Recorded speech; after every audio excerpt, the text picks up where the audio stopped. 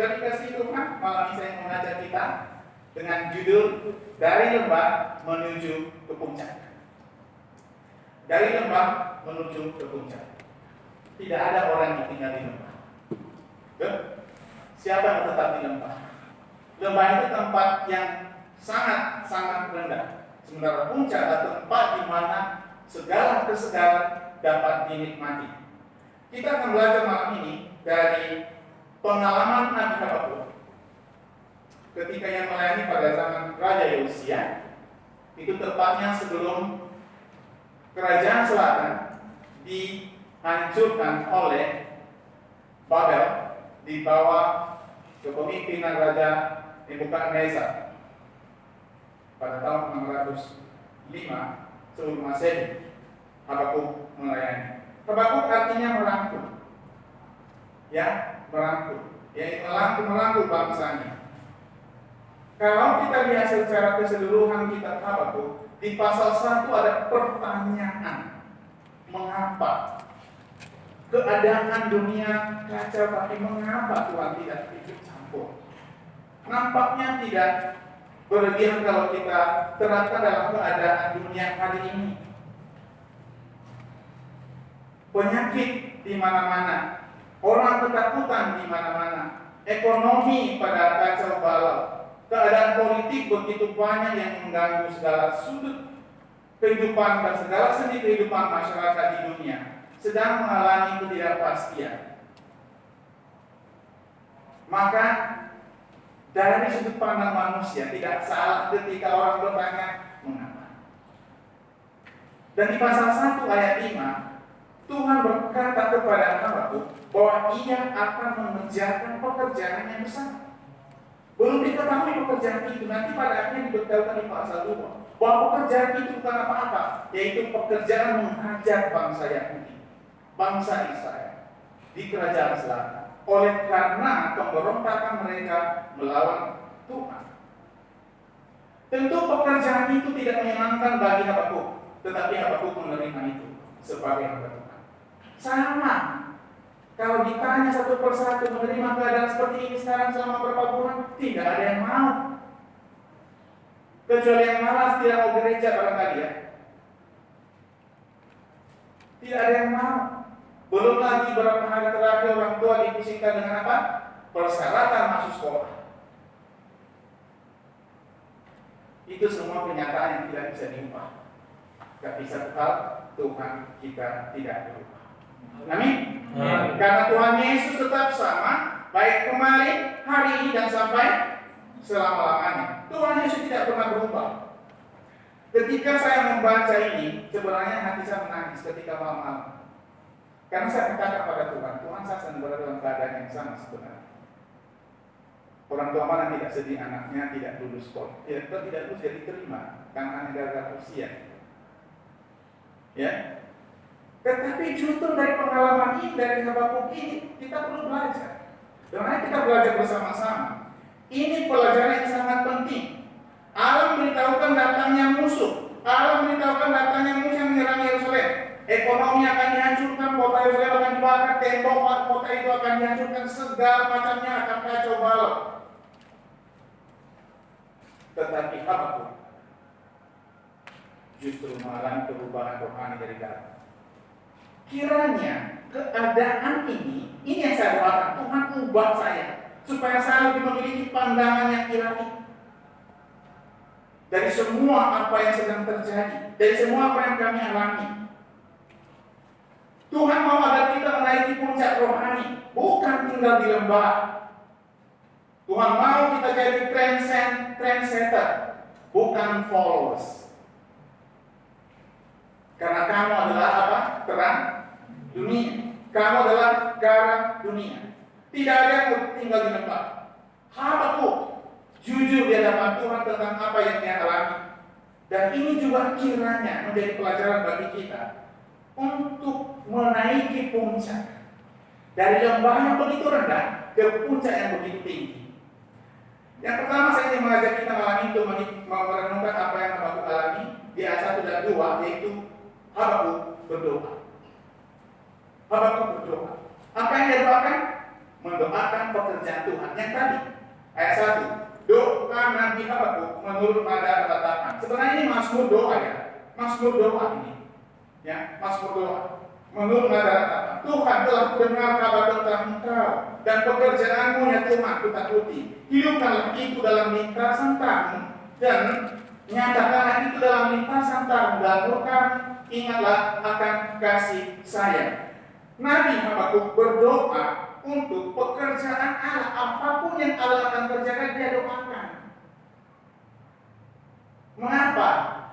Habakuk tahu sebagai hamba Tuhan dan kita kiranya tahu bahwa apapun yang Allah kerjakan semua untuk kebaikan kita. Amin. Amin. Kalau orang menilai pekerjaan Tuhan tidak baik, itu karena keegoisan kita dan kekurang percayaan kita. Tapi orang Kristen yang sungguh-sungguh menyadari betapa baiknya Tuhan, apapun yang dikerjakan Tuhan tetap baik. Di kitab Mazmur kita bisa melihat, oh lihatlah dan kecaplah betapa baiknya Tuhan. Tuhan itu baik. Mengapa alasan Habakuk berdoa? Yang pertama, karena ia telah mendengarkan suara Tuhan. Mendengar kabar tentang Tuhan, yaitu mengacu pada apa yang disampaikan Tuhan kepada Nabi Habakuk di pasal 2 itu ayat 2 ayat 1 sampai 3. Aku mau berdiri di tempat pengintaianku dan berdiri tegak di menara. Aku mau meninjau dan menantikan apa yang akan difirmankannya kepadaku dan apa yang akan dijawabnya atas pengaduanku. Lalu Tuhan menjawab aku demikian, tuliskanlah penglihatan itu dan ukirkanlah itu pada roh supaya orang sambil lalu dapat membacanya. Sebab penglihatan itu masih menanti saatnya, tetapi ia bersegera menuju kesudahannya dengan tidak menipu. Apabila berlambat-lambat, nantikanlah itu, sebab ia sungguh-sungguh akan datang dan tidak akan bertanggung. Jadi 605, 20 tahun kemudian, 19 tahun kemudian, Yerusalem benar-benar dikepung pada tahun 586 sebelum Masehi. Jadi ada jarak sekitar 19 tahun sejak nubuatan itu disampaikan. Dia mendengar suara Tuhan, meskipun itu suara yang menggetarkan jiwa, meskipun itu suara yang begitu menggetarkan bibir, tetapi Nabi Habakuk tetap berdoa setelah mendengarkan suara Tuhan. Karena suara Tuhan adalah kehendak Tuhan. Saudara dikasih Tuhan, dengarkan suara Tuhan setiap hari. Itulah landasan doa kita. Percuma berdoa jika tidak ada pengetahuan tentang kebenaran firman Tuhan. Karena dengan itu iman kita akan bertumbuh. Dia berdoa supaya kehendak Tuhan yang menjadi. Sama seperti Tuhan Yesus dalam taman Getsemani. Jikalau sekiranya mungkin biarlah cawan ini berlalu daripada aku, namun apa? Janganlah kehendakku yang jadi, biarlah kehendakmu. Ya, biarlah kehendakmu. Itu yang terjadi. Dia mendengarkan suara Tuhan. Karena dari suara Tuhan timbul iman. Jadi iman timbul dari apa? Mendengar dan mendengarkan oleh firman Kristus. Di mana firman Kristus ada di dalam Alkitab? Mau iman bertumbuh, mau berdoa dengan iman, dengan firman Tuhan harus jelas.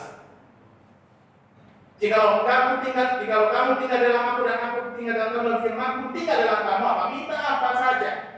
Teman kemarin nanya apa saja itu apa artinya? Apa saja yang sesuai dengan Tuhan. Minta apa saja. Minta apa saja, Tuhan akan memberikan. Ya, dengan iman kita dapat berdoa secara efektif.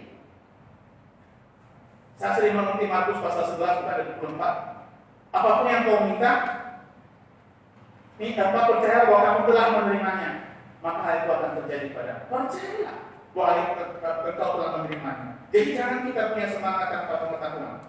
Kemudian alasan kedua, doa Nabi Habakuk adalah karena ia diliputi oleh kesemaran Tuhan. Ayat 2, Tuhan telah mendengar kabar tentang engkau dan pekerjaanmu yang Tuhan takuti. Ya, penglihatan ini membuat Nabi Habakuk lemah dan berdaya. Apa yang dilakukan selain daripada berdoa? Bukankah itu kekuatan kita? Bukankah Nabi Elia melakukan hal yang sama? Dia terus berdoa kepada Tuhan. Ya, semangat Tuhan membuat kita gemetar. Persekutuan dengan Tuhan membuat kita gemetar. Sudah dikasih Tuhan. Kalau ada orang Kristen yang ingin berdekat dengan Tuhan secara pribadi, itu bukan seperti ketemu dengan teman enak-enak saja, so easy itu orang katakan, bukan. Tapi harus dengan rasa gemetar. Gemetar itu bukan karena apa, tapi takutnya kita berhadapan dengan Tuhan, melihat kemuliaan Tuhan. Lihat pengalaman Musa di Bukit Sinai, ketika Tuhan mau memberikan hukum kepada bangsa Israel melalui Musa.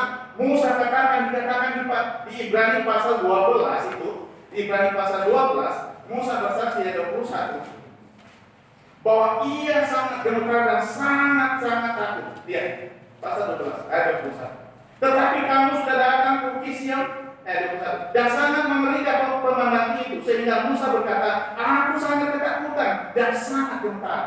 Ini Ibrani pasal 12 ini ayat 18 dan selanjutnya itu mengingatkan bangsa Israel tentang pertemuan Musa dengan Tuhan di atas Bukit Sinai.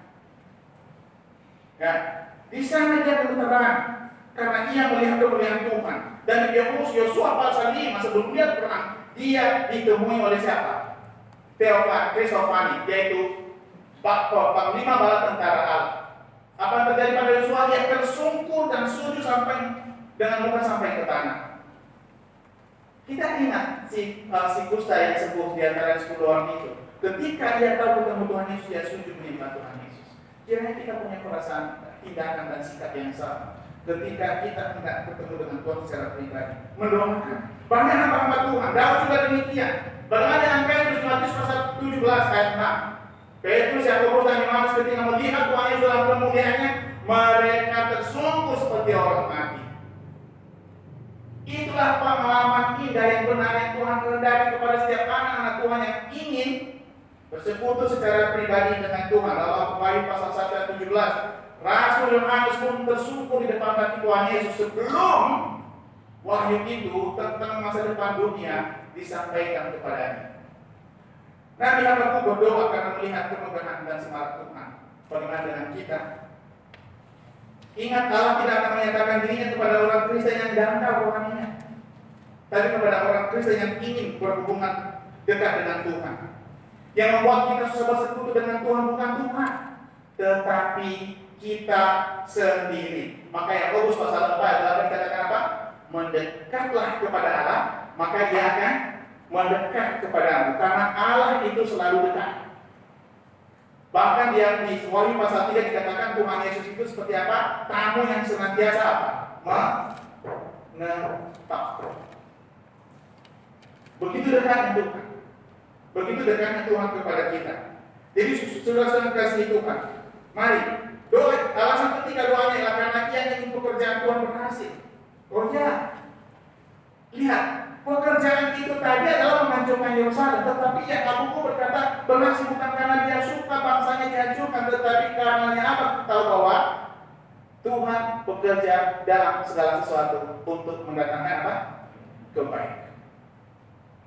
Begini, berapa bulan ini sejak Februari, Maretlah katakan efektifnya sampai bulan ini.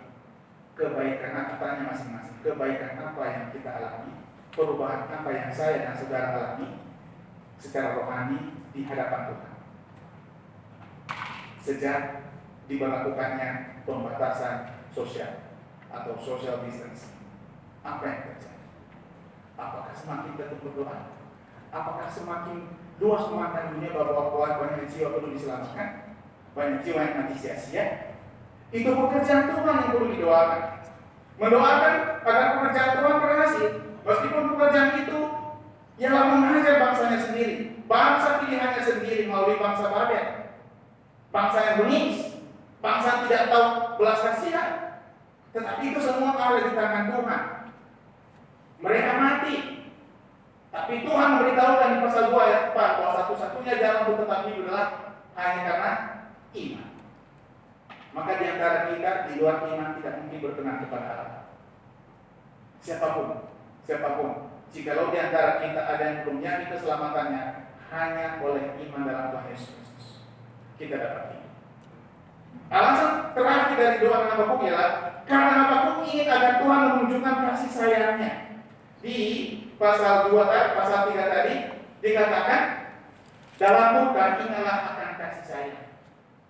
Dalam murka ingatlah kasih sayang.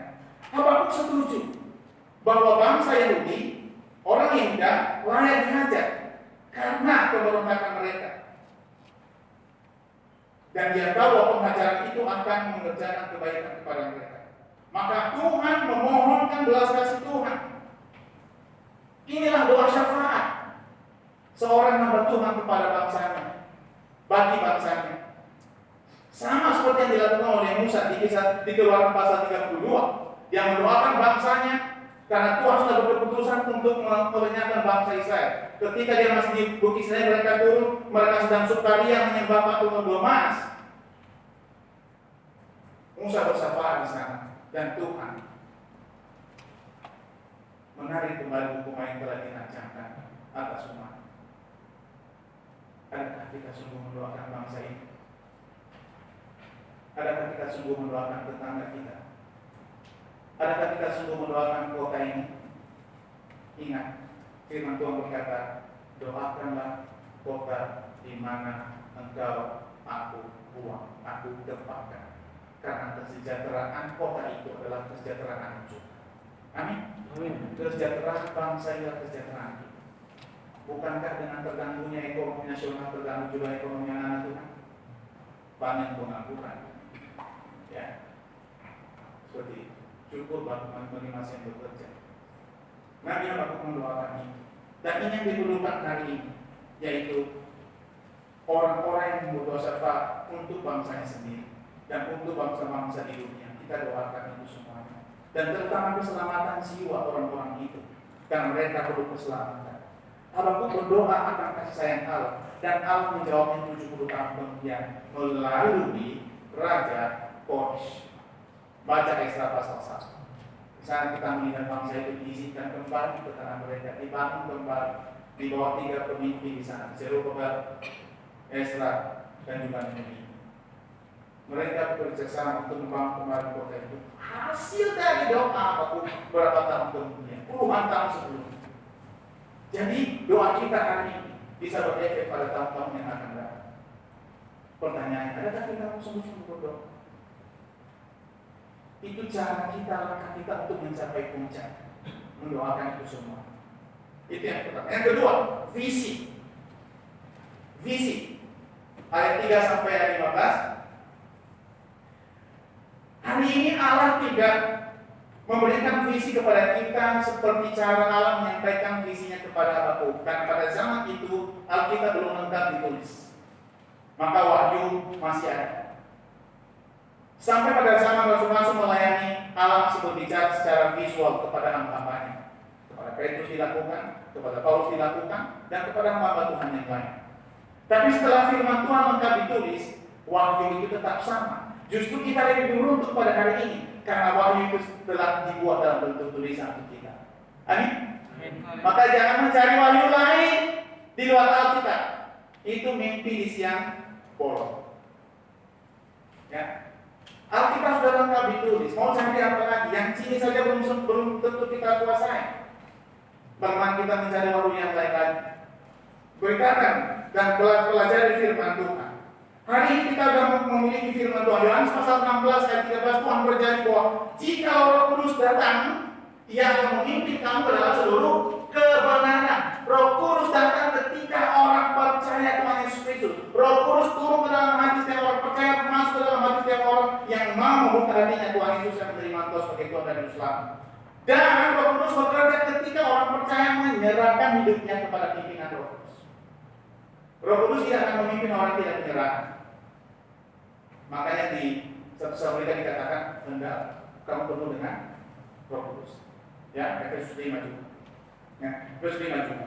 Jadi apa yang dipandang? Ya, visinya itu memandang dan merenungkan kebesaran Allah. Apa yang dipandang? Allah datang dalam semaraknya.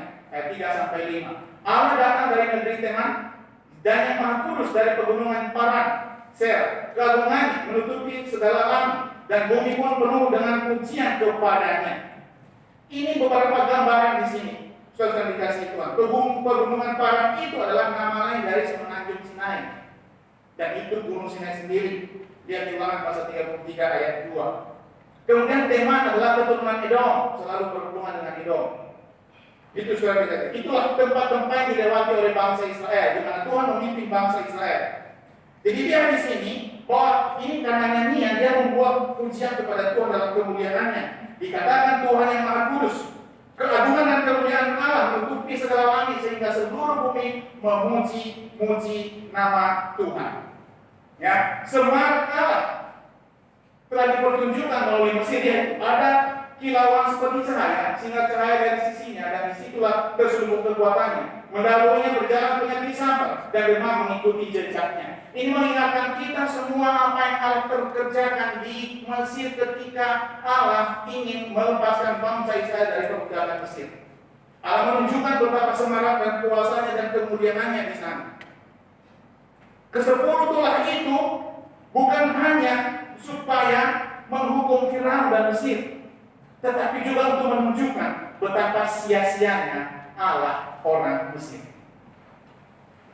Jangan salah saudara, kita berada di tengah-tengah bangsa, di tengah-tengah negara yang menentang Injil Tuhan Yesus Kristus. Kita sering disebut apa? Kaum minoritas, tetapi minoritas dalam bentuk jumlah. Kekuatan kita di atas segala sesuatunya. Amin. Asal kita mengandalkan kekuatan Tuhan. Lihat semarak Tuhan dalam segala keagungannya. Ya, dalam segala keagungannya. Ia datang dengan kekuatan, ia datang dengan kemuliaan, dan Allah telah menunjukkan kemuliaan itu berkali-kali kepada bangsa Israel. Penyakit sampah, segala penyakit dilakukan di sana. Ya, dimulai dengan air berubah menjadi darah melalui hambanya Nabi Musa di sana. Kemudian dalam visi ini juga Tuhan berdiri dalam kuasa yang besar. Ayat 6 dan 7. Ayat 6 dan 7. Ia berdiri maka bumi dibuatnya bergoyang. Ia melihat berkeliling maka bangsa-bangsa dibuatnya melompat terkejut. Hancur gunung-gunung yang ada sejak purba. Merendah bukit-bukit yang berabad-abad, itulah perjalanan berabad-abad. Aku melihat kemah-kemah orang Kusyah tertekun dan tenda tangan Midian menggetar. Dari kasih Tuhan. Ini Tuhan menggoyang bumi Sinai. Bumi di Sinai sebelum memberikan firman-Nya kepada bangsa Israel melalui Musa. Itu kisahnya ada di Keluaran pasal 19. Bumi menggoyang, bumi di sana menggoyang. Gemetaran semua orang Israel pun tidak kuasa melihat itu. Binatang pun yang mendekat mati.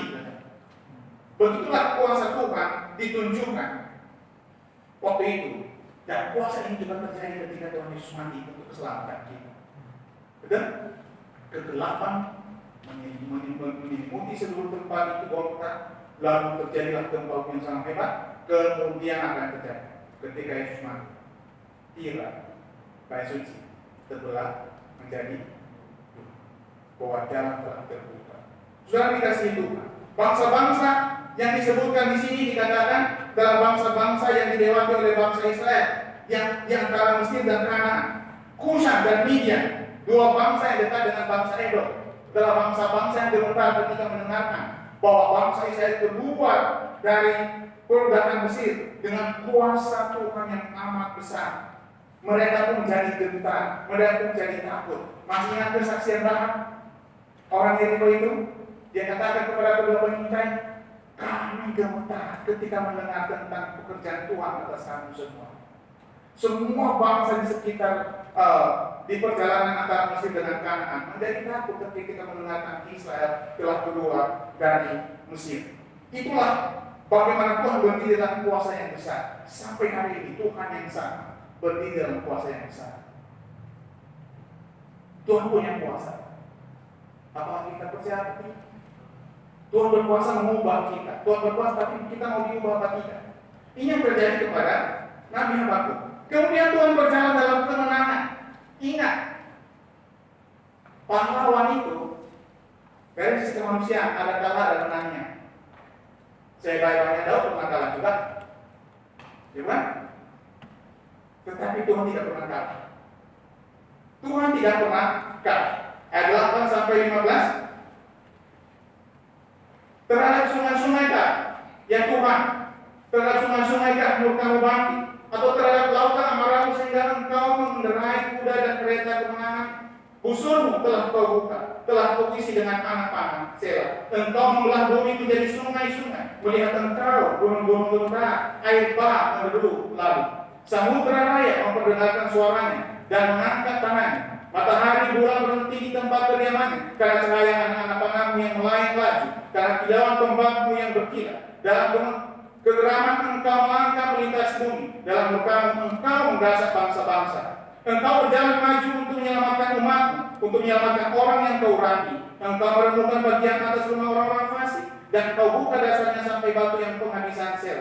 Engkau menusuk dengan anak panah sendiri, kepala laskarnya yang mengamuk dan menyerahkan aku dengan sorak-sorai. Seolah-olah mereka menelan orang tertindas secara tersembunyi.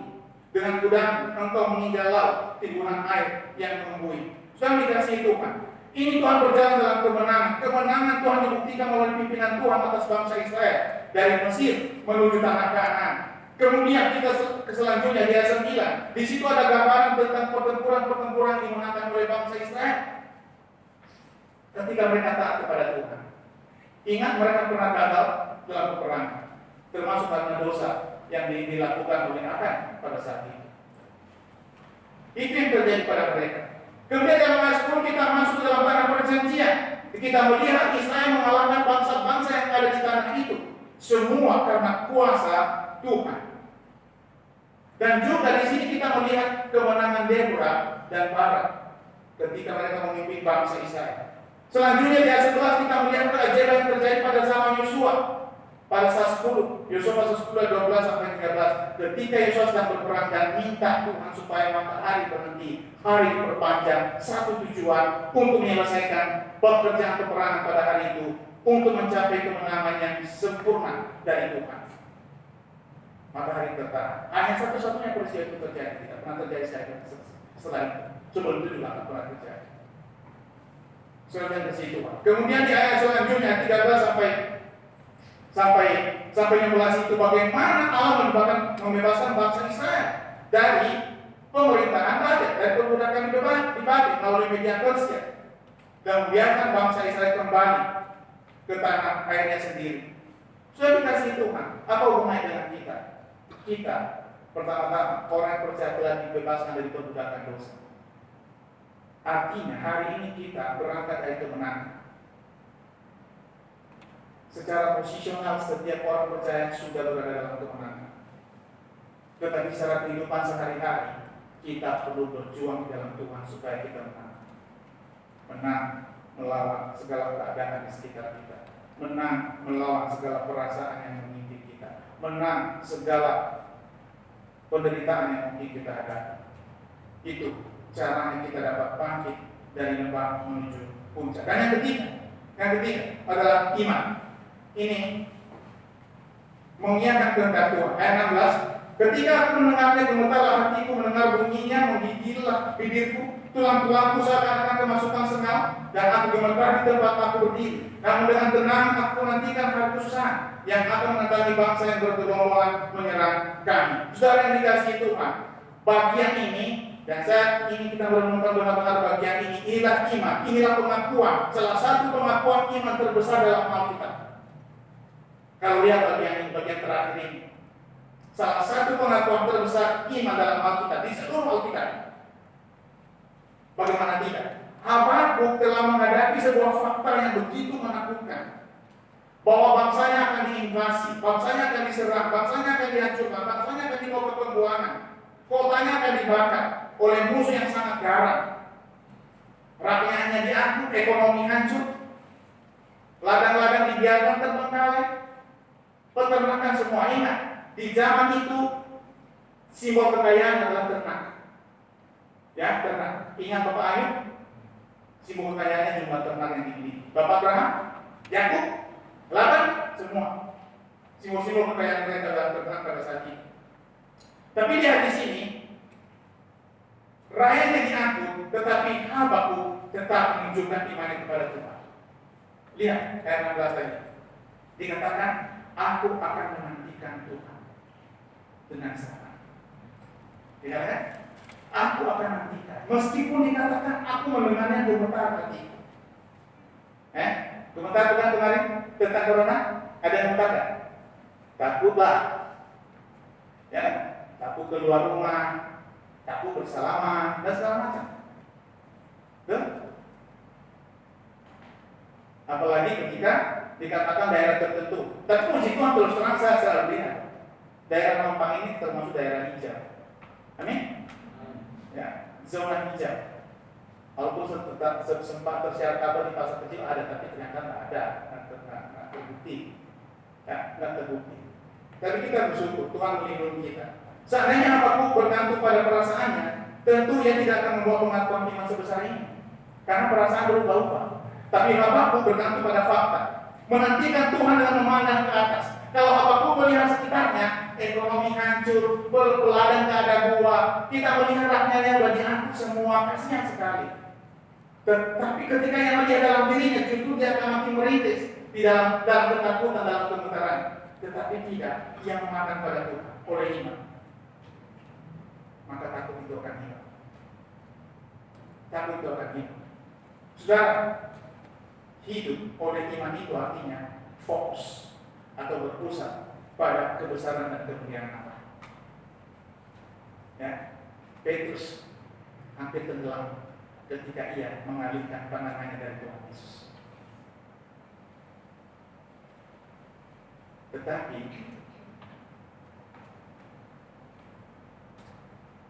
perempuan Sirofenisia mendapat jawaban doanya ketika ia memandang pada Tuhan Yesus dengan ini, memohon dengan sukacita, menantikan dengan sukacita meskipun ditolak berkali-kali.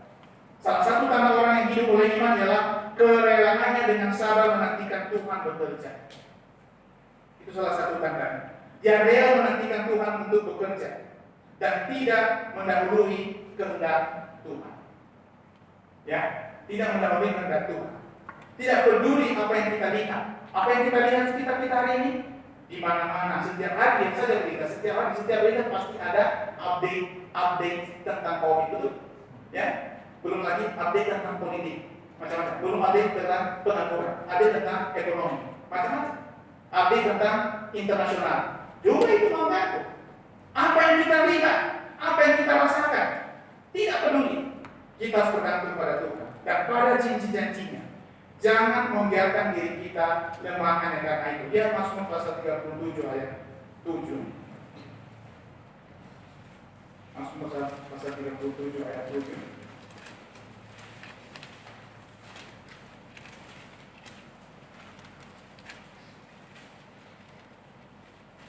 Berdiam dirilah di hadapan Tuhan dan apa? Nantikanlah Dia.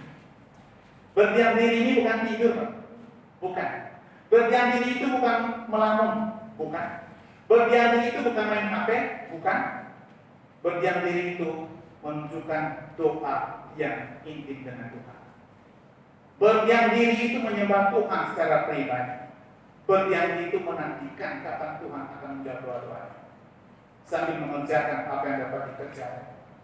Ya, apa yang dapat dikerjakan. Kita perlu menantikan Tuhan. Ingat, Musa kepada bangsa Israel mengatakan di Keluaran pasal 14, berdirilah tetap dan lihatlah keselamatan dari Tuhan. Ibu Naomi mengingatkan Rut di pasal 3 ayat 18, tunggulah anakku. Kita lihat perkara itu akan selesai. Dan Mazmur pasal 46, be still and know, ayat 11, berdiamlah dan lihat bahwa aku adalah Allah. Aku akan ditinggikan di bumi di atas bangsa-bangsa. Mari kita lihat bahwa Allah akan bekerja dalam itu semua. Kemudian pengakuan iman yang kedua oleh Habakuk adalah ia akan bersukaria dalam Tuhan. Ayat 17 dan 18. Dari nas kita tadi. Ayat 17 dan 18. Sekalipun pohon ara tidak berbunga, pohon anggur tidak berbuah, hasil pohon zaitun mengecewakan. Sekalipun ladang-ladang tidak menghasilkan bahan makanan, kambing domba terhalau dari kurungan, dan tidak ada lembu sapi dalam kandang. Namun aku akan apa? Bersorak-sorak dalam Tuhan. Berdia-dia di dalam Allah yang menyelamatkan aku. Saudara dikasih Tuhan. Inilah pengakuan iman yang besar dari Habakuk yang patut kita ikuti dan teladani. Pada saat Babel menyebut tanah Yehuda, negeri itu mengalami penurunan nilai. Kemudian bangunan dihancurkan, tadi sudah sampai harta mereka dirampas, bahkan benda-benda, harta-harta emas dari bait suci semua diangkut ke Babel. Semuanya diangkut. Akibatnya ekonomi kacau. Tetapi Allah tetap duduk di atas tahta. Allah mengerjakan tujuan ilahinya bagi umat. Karena Allah bekerja dalam segala sesuatu untuk apa? Mendatangkan kebaikan bagi mereka yang mengasihinya. Mari kita baca ayat 17-18 ini bersama-sama. Di rumah juga silakan membacanya. 1, 2, 3. Sekalipun pohon ara tidak berbuah, pohon anggur tidak berbuah, hasil pohon zaitun mencekam, sekalipun ladang-ladang tidak menghasilkan barang makanan, kambing domba tertawa dari turun dan tidak ada lembu sapi dalam tanah. Namun aku akan bersorak-sorak dalam Tuhan, berhari-hari di dalam Tuhan Allah yang menyelamatkan aku. Luar biasa bukan? Ini pengakuan yang luar biasa. Ini yang membuat saya gemetaran kemarin ketika saya membaca ini. Karena pada kenyataannya kita menghadapi masalah pribadi demi pribadi berbeda-beda, tetapi tetap kita dapat bersukacita di dalam Tuhan. Kita dapat bersukacita dalam Tuhan karena Tuhan akan mengubah kita. Dari balik jeruji besi, Paulus menulis surat kepada orang Filipi, bersukacitalah senantiasa dalam Tuhan. Sekali lagi mengatakan apa? Bersukacita. Filipi 4 ayat 4. Kesaksian Nabi Habakuk di sini mengingatkan kita akan dorongan Rasul Paulus kepada orang-orang percaya hari ini. Di 1 Tesalonika pasal 5 16-18 dikatakan apa? Bersukacitalah senantiasa, ketahuan berdoa, mengucap syukurlah dalam segala hal. Karena itulah yang dikehendaki Allah bagi kamu dalam Kristus Yesus. Ini caranya, ini yang dilakukan oleh Nabi Habakuk. Konsepnya sama. Tidak ada makanan sih, enggak apa. Karena janji Tuhan, Dia tidak akan pernah meninggalkan kita. Dia tidak akan pernah membiarkan kita sebagai adik dia. Habakuk menemukan bahwa Tuhan adalah kekuatannya. Nyanyian kekekalan Allah, karena Allah tidak pernah gagal. Meskipun hati Habakuk gemetar, bibirnya menggigil dan kakinya kaku, terkadang kemasukan sengah di tombak. Kaki itu sudah tidak bisa gerak, tadinya gemetaran begitu ketakutan mendesaknya dan tidak bisa bergerak, maka seperti kemasukan sengah, kaku, nggak bisa gerak. Tapi bibirnya tetap bersyukur pada Tuhan. Amin. Bibirnya tetap bisa bersorak pada Tuhan. Ini yang membuat saya menangis. Kenapa? Sering sekali mudah menghibur orang, bukan? Tapi ketika kita di dalamnya, bagaimana keadaan? Saya mengingat kata-kata almarhum Pak Selva. Berapa bulan, 2 bulan sebelum beliau menikah. Bapak gimana keadaan? Dia menghilang nafas. Batuk. Puluhan tahun saya menghibur orang dengan firman Tuhan. Puluhan tahun saya menguatkan orang dengan firman Tuhan. Sekarang giliran saya untuk mendapat penghiburan dari Tuhan. Dan membuat saya menangis saat itu adalah ketika dia katakan, namun kalau disuruh milih, saya mau pulang saja.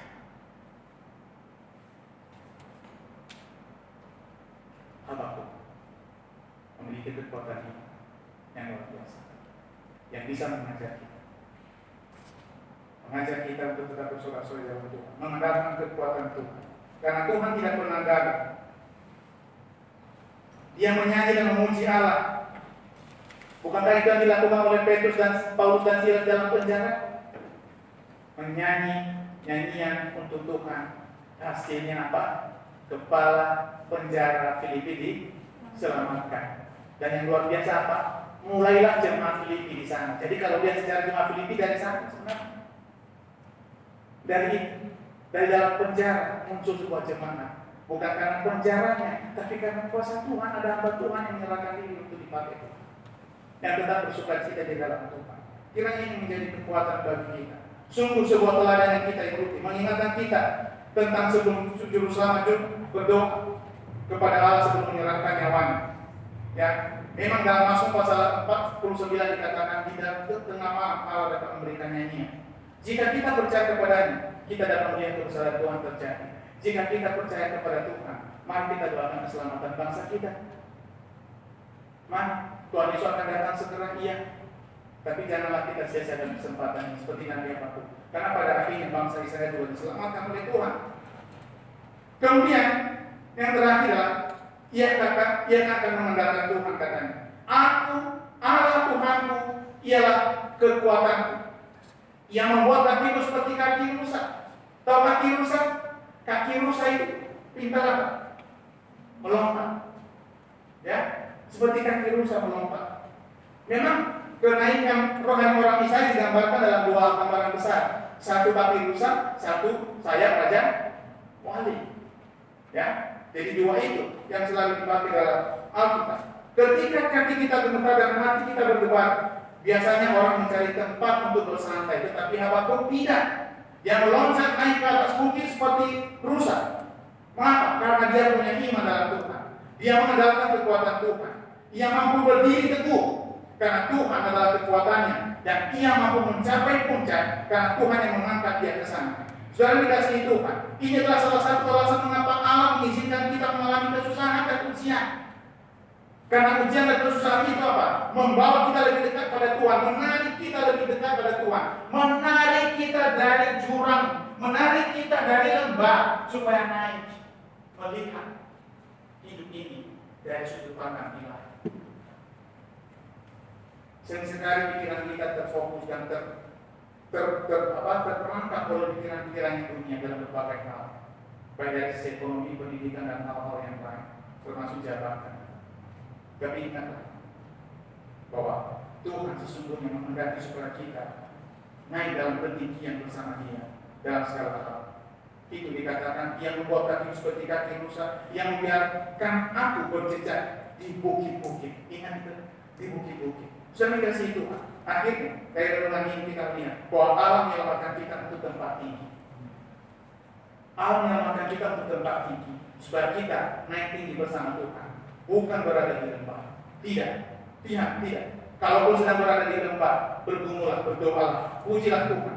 Jika Tuhan mengizinkan kita untuk turun ke lembah, berarti kita harus menantikan Dia, supaya kita dapat naik seperti kaki rusa tadi, supaya kita dapat terbang seperti Raja Wali dengan sayapnya yang begitu kuat.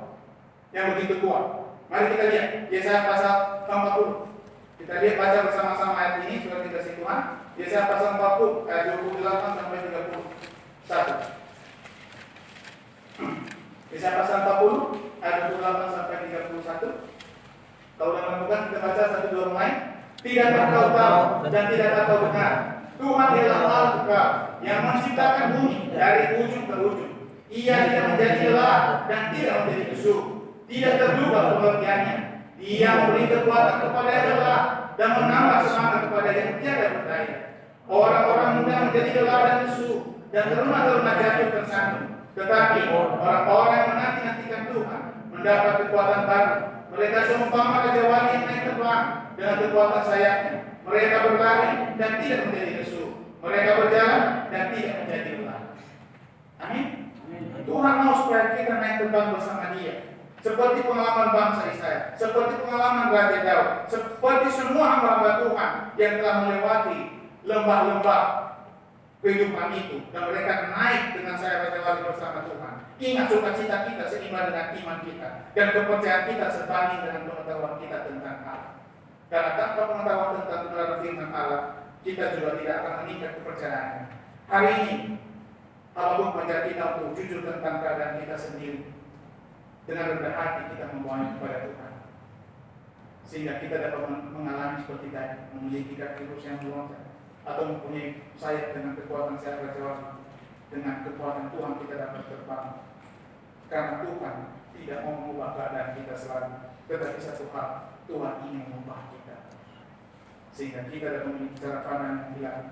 Kita dapat setiap keadaan dapat berubah, tapi Tuhan tidak pernah berubah. Tuhan ingin mengubah kita semakin menjadi orang yang semakin tekun berdoa, semakin tekun menyembah Dia, semakin tekun untuk mengikut Tuhan. Di tengah-tengah apapun, keadaan apapun, kita tidak punya kuasa untuk mengubah keadaan, hanya Tuhan yang punya kuasa. Tapi satu hal, Tuhan menghendaki supaya kita berubah. Sudah dikasih Tuhan. Bagi orang-orang yang percaya, mari alami pembaruan ini, supaya kita dapat naik dari lembah menuju puncak seperti apapun. Dan bagi yang belum percaya Tuhan Yesus Kristus, satu-satunya cara untuk bisa berada dalam Tuhan dan kekuatan Tuhan adalah iman dalam Tuhan Yesus Kristus. Mohon pengampunan dosa. Jikalau ada yang mau percaya Tuhan Yesus Kristus, Anda bisa berdoa, Tuhan, saya berterima kasih Tuhan Yesus mati bagi dosa-dosa saya. Tuhan ingin menyelamatkan saudara kapan dan setiap saat. Kita Tuhan terima kasih.